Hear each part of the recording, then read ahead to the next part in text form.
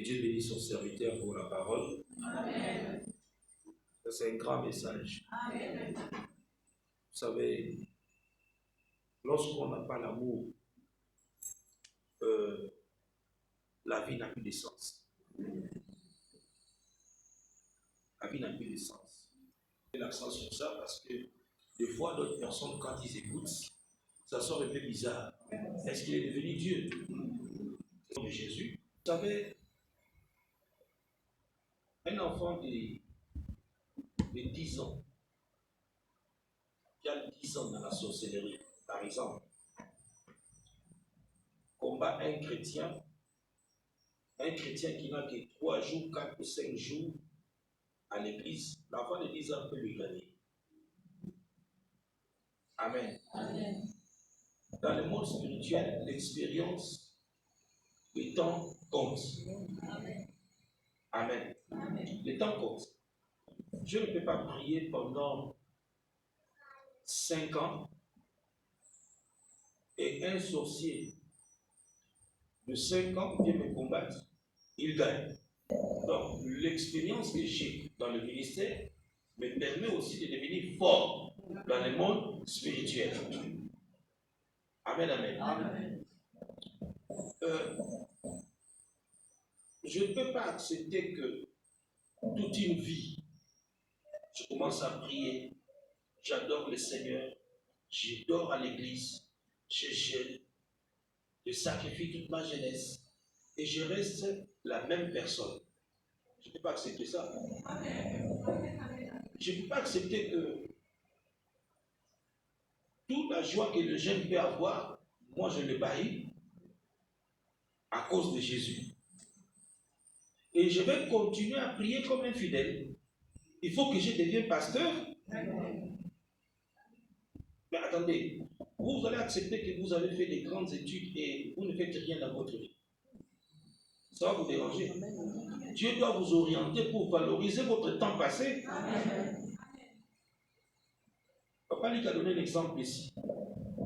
Le choix.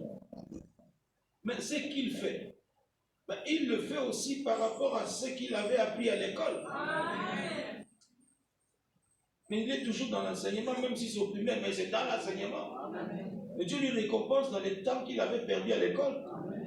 Alors le temps que je fais avec le Seigneur, toute ma jeunesse, toute ma vie, je dois rester infidèle. Je dois devenir pasteur.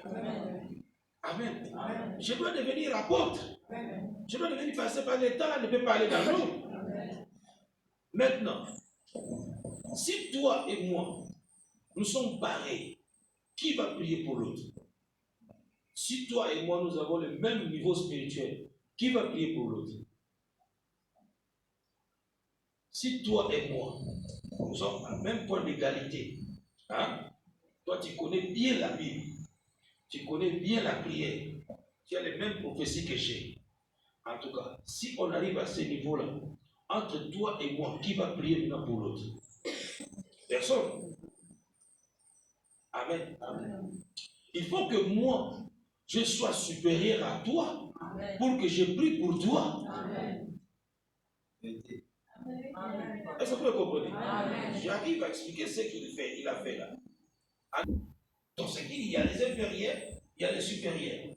Quand je monterai là, Dieu te montre là, je monte là, Dieu te montre. Si tu arrives là, Dieu me montre là, tu arrives là, Dieu me montre là. C'est comme ça que ça serait. Et on est en train de grandir. Alors le temps que j'ai passé avec le Seigneur, je ne peux pas rester fidèle. Je dois devenir pasteur. Je dois devenir serviteur de Dieu. Dieu dit à Moïse, parce que le peuple voulait Dieu. Vous savez, quand nous venons à l'église ici, nous avons besoin de Dieu. Il faut qu'on voit Dieu. Mais quand on ne voit pas Dieu, qu'est-ce qu'il faut faire? Il faut avoir la foi. Et Dieu est représenté par ses serviteurs. Hein? Dieu est représenté par ses serviteurs. Regardez quand Moïse est monté à la montagne pour prier 40 jours. Les peuples d'Israël sont restés, ils ont dit, Moïse est parti, nous voulons voir Dieu. Donc la présence de Moïse était Dieu. Puisqu'ils ont cherché à Aaron, montre-nous un Dieu. Parce que depuis que Moïse est parti, nous sommes restés sans Dieu. En tout cas, montre-nous un Dieu. Nous voulons l'adorer. Donc, Moïse était là comme un Dieu. Donc, comme Dieu a voyagé, il est allé prier. Et pour eux, ils se sont sentis abandonnés. Et quand on fabrique les dieux des statues, on les présente, il adore. Et Dieu dit à Moïse, il n'a pas dit que mon peuple, il a dit ton peuple à toi. Vérité. Vous n'êtes pas le peuple de Dieu, vous êtes les enfants de l'apôtre de Dieu. Est-ce que vous comprenez? Parce que vous ne verrez jamais Dieu. Dieu n'a pas le droit de sortir ici. Dieu n'a pas le droit de sortir ici. Il est Dieu, il est invisible. Dieu doit m'utiliser moi. C'est moi qui ai sa présence.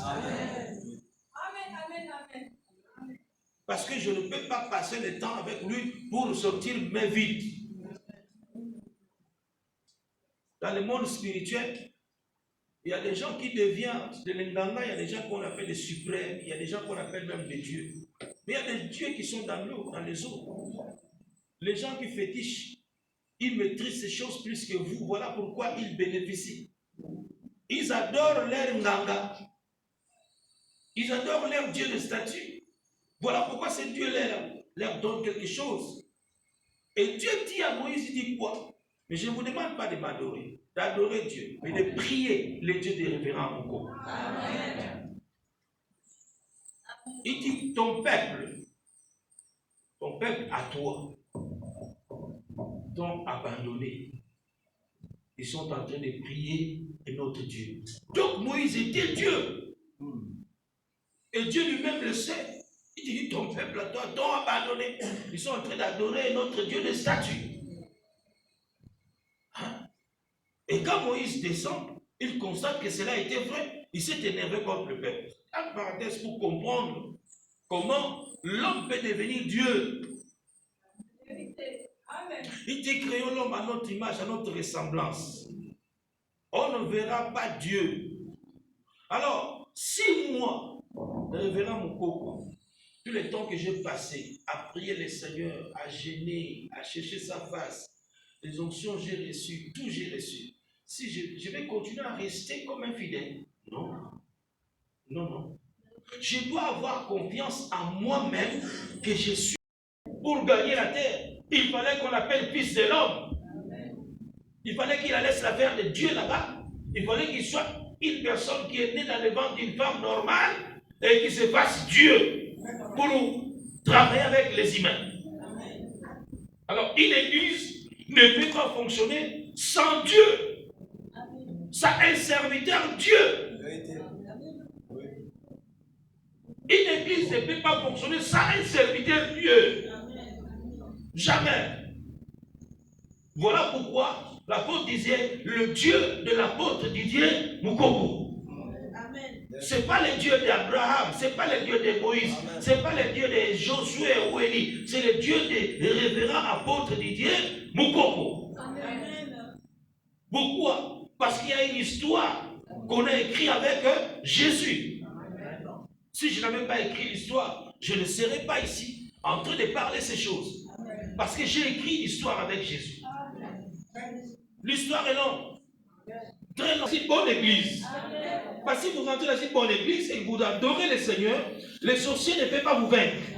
Ils n'auront pas le pouvoir sur vous. Vous savez, papa a dit quelque chose de très important ici. La prière est une puissance, mesdames et messieurs. Mais la prière est une force. La prière là que nous faisons là, quand vous fermez les yeux, vous priez là. Oh, les sorciers ne vous supportent pas. Je le répète tout le temps. C'est par expérience qu'on dit ces choses. On a vu des sorciers. La prière est une puissance. Donc, Dieu passe par un éternel, par son serviteur. Et il passe par là, et il agit. Et s'il était le Dieu d'Abraham, Abraham était qui? Pas un homme de la chair. S'il était le Dieu de Moïse, Moïse était qui? Pas un homme de la chair. S'il était le Dieu de Josué ou Élie, pas un homme de la chair. Alors quand Dieu rappelait à Jacob, le Dieu de tes pères, les pères là, ils étaient quoi? Ils étaient quoi? Spirituels. Il était physique, non? Alors on ne peut pas parler de Dieu de Moukoko aujourd'hui.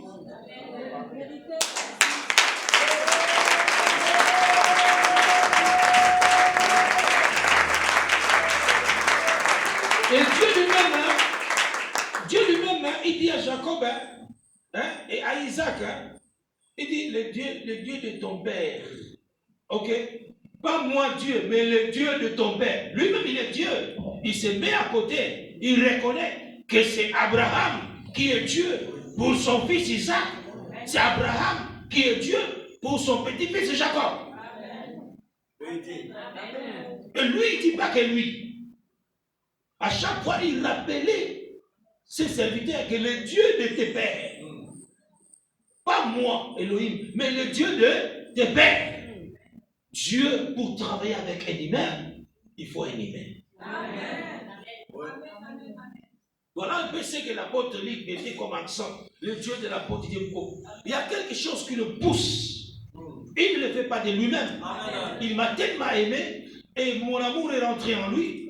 Je vais aller plus loin, mesdames et messieurs, quand on parle de l'âme, l'âme va vers Dieu. Quand la personne meurt, l'âme c'est l'esprit.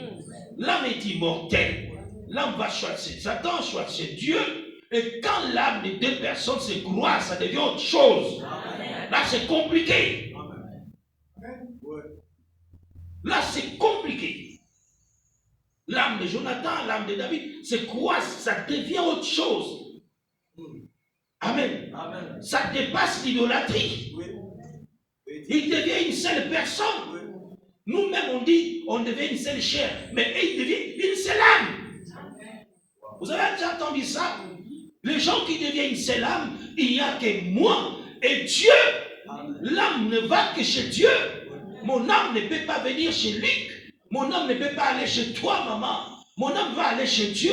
La seule personne qui a le droit d'entrer en contact avec mon âme, c'est mon Créateur, mon Dieu. Voilà pourquoi on dit que ton âme se repose en paix. L'âme de la personne est intouchable. Il n'y a que Dieu qui le prend. Mais regardez la dimension de l'amour de Jonathan et David. Là, ce n'était plus l'amour physique. C'était Dieu qui est rentré en eux pour les unir. Ça veut dire que toi et moi, on peut être comme Jonathan et David. Voilà pourquoi des fois je dis que tu entres, que mon Dieu entre en toi.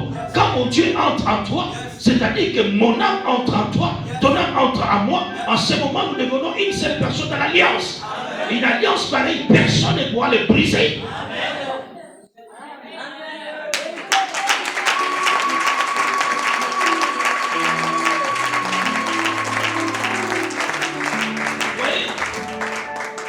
Voilà pourquoi l'alliance là est descendue jusqu'à la génération de Mephibosheth. Une alliance pareille, personne ne peut le briser. Est-ce que vous me comprenez? Quand on parle de l'âme, ça dépasse le niveau de l'adoration. Là, on n'adore plus. Parce que vous attendez que ton âme se repose en paix. L'âme. Là, il n'y a que Dieu qui vient prendre l'âme. Pas une autre personne. Mais quand un être humain arrive maintenant à transmettre son âme à l'âme de l'autre, ils ne sont plus humains. Amen. Ils ne sont plus humains. Ils sont maintenant de Dieu. Peu importe la distance où tu seras, tu vas me sentir, je vais te sentir. Peu importe ce qui t'arrivera, moi je vais sentir. Voilà pourquoi je ne resterai pas tranquille. Et je vais chercher dans ta génération pour bénir, récompenser l'alliance que nous avons eue. Parce que tu es avec moi comme une seule personne. Amen. Que Dieu vous bénisse.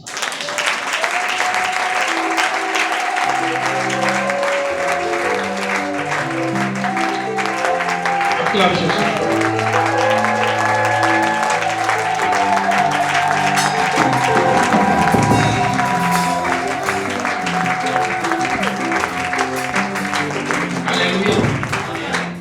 L'année ici, c'est l'année des bénédictions.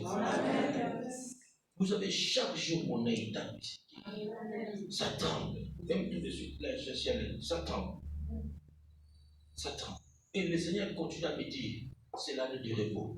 C'est l'année du repos. C'est l'année du repos. L'année du repos. Vous avez beaucoup prié. Vous n'avez pas passé le temps pour rien. 5 ans, 6 ans, 7 ans, 8 ans, 9 ans. À l'église, vous avez prié le Seigneur. Ne vous inquiétez pas. Vous n'allez pas finir main vide. Il va vous récompenser. Vous savez, pour gagner de l'argent, il faut d'abord avoir Dieu. Parce que si vous n'avez pas Dieu, vous avez de l'argent, vous allez mourir. Vous allez mourir vite. Mais il faut que vous ayez d'abord Dieu, qui vous a formé pour être bien assis, pour qu'il vous bénisse financièrement. Amen, amen, amen. Parce que Satan ne vous laissera pas, si vous gagnez de l'argent comme ça, je vous dis la vérité, il ne vous laissera pas vivre. Il va vous ôter la vie. Amen. Il y aura des jaloux qui vont se lever partout, il va envoyer ces années, ils vont vous combattre pour vous ôter la vie. Amen, amen, amen. Il est merveilleux, c'est Dieu. Éternel, notre Dieu, merci pour ce matin, merci pour ta parole, merci pour ton peuple, merci pour la révélation, merci pour ton serviteur Luc, merci pour le toucher, ton toucher, merci pour l'âme de mon frère et ma soeur qui est attachée à mon âme, qui est attachée à toi dans cette alliance, Prince de paix. Nous croyons, Seigneur Dieu, que nous sommes dans les temps du repos, comme tu l'as dit dans ta parole, dans la prophétie, tu as dit, je vous donne le repos. Le temps est arrivé pour que vous vous reposez. Merci pour l'argent que tu nous as donné. Merci pour l'élévation financière que tu nous as donnée. Merci pour les maisons que tu as données à tes enfants. Merci pour les constructions. Merci pour les véhicules. Merci pour les amis. Merci pour tout ce que tu as donné comme finance.